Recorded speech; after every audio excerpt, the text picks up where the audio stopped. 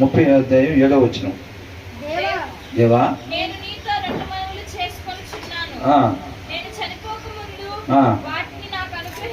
ఏమని అనుకుంటున్నాడు?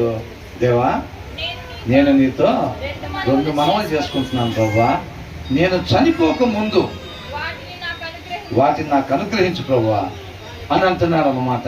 ఆయన లోపల ఉన్న ఆశ చూడండి ఒకసారి, ఆయన లోపల ఉన్న ఆశని చూడండి, ఆ దప్పికను చూడండి. అర్థమవుతుందండి? ఆ ఆశని, ఆ దప్పికని ఆయన ఆరాటం దేని గురించో చూడండి. పొయ్యే లోపలే బాబుకి బిల్డింగ్ కట్టించాలి, పొయ్యే లోపల అమ్మాయికి పెళ్లి చేసుకోవాలి, ఎట్లాగైనా సరే వాడికి అది ఇచ్చేయాలి, ఎట్లాగైనా వాడికి కనీసం తర్వాత బతకడానికి ఇబ్బంది లేకుండా ఇంత సంపాదించాలి. దీని గురించి తాతాలు ఆడుతున్నారా? తప్పని పడుతున్నాడా? ఇదేంటన్నాడు? నీతో 2 మనవులు చేసుకుంటున్నాను, నేను చనిపోక ముందు వాటిని నాకు అనుగ్రహించు. ఏంటంట 2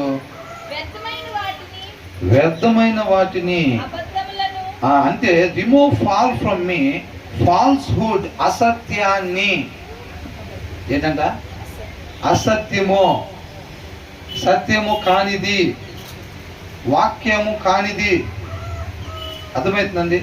వాక్యానుసారము కానిది నా జీవితంలో ఏదైతే ఉందో ప్రభువా దాన్ని నా నుంచి తీసివేయి అంటున్నాడు. ఎందుకని?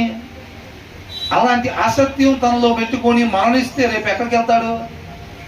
నిత్య నరకానికి వెళ్తాడు అన్నమాట. తండ్రికి ఇక శాశ్వతంగా దూరం అయిపోతాడు.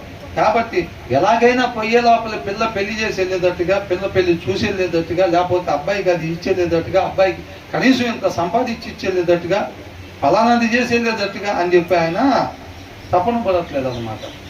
ఇలా ఒక తండ్రి, ఇలా ఒక తల్లి జీవిస్తున్నట్టయితే కనుక వాళ్ళ పిల్లలు ఏమి నేర్చుకుంటారండి? తల్లిదండ్రుల నుంచి నేర్చుకుంటారుగా పిల్లలు. వాళ్ళ పిల్లలు కూడా ఇది నేర్చుకుంటారా? నేర్చుకోరా? తప్పనిసరిగా నేర్చుకుంటారు అన్నమాట. పిల్లలను పెంచడం అంటే అది 3 పూట్ల తిండి పెట్టడం అను, ఆత్మీయత గాలి గొప్పి పెట్టడం కాదు.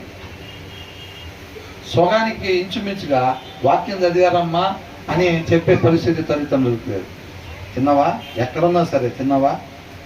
2 రోజులు వెళ్తారైతే 2 రోజులకి బాక్సులో రెడీ చేసేస్తాం ఫుడ్. మరి ఆత్మీయ ఆహారం శరీరానికి తినడానికి నేర్పుతాం. అరే ఇట్లా కలుపుకోవాలి, ఇదిగో ఇట్లా అన్నం సపరేట్ చేసుకోవాలి, ఇది ఇట్లా చేసుకోవాలి, కూర ఇట్లా పెట్టుకోవాలి, ఇది ఇట్లా కలుపుకొని ఇట్లా తినాలరా. నేను ఈ దగ్గర లేకపోయినా సరే నువ్వు స్కూల్లో అయినా బతుకుతావు, నువ్వు వేరే ఊరు పోయినా బతుకుతావు, తినటం నేర్పుతావు. నువ్వు వాక్యం చదవటం నేర్పుతున్నావా? అదే నాన్న ఈ బుక్ సారాంశం ఇది, ఇది ఇట్లా చదవాలి, ఇది ఇట్లా దీని ఉద్దేశం ఇది అని చెప్పి చెప్తున్నావా? నేను లేకపోయినా బతుకుతావు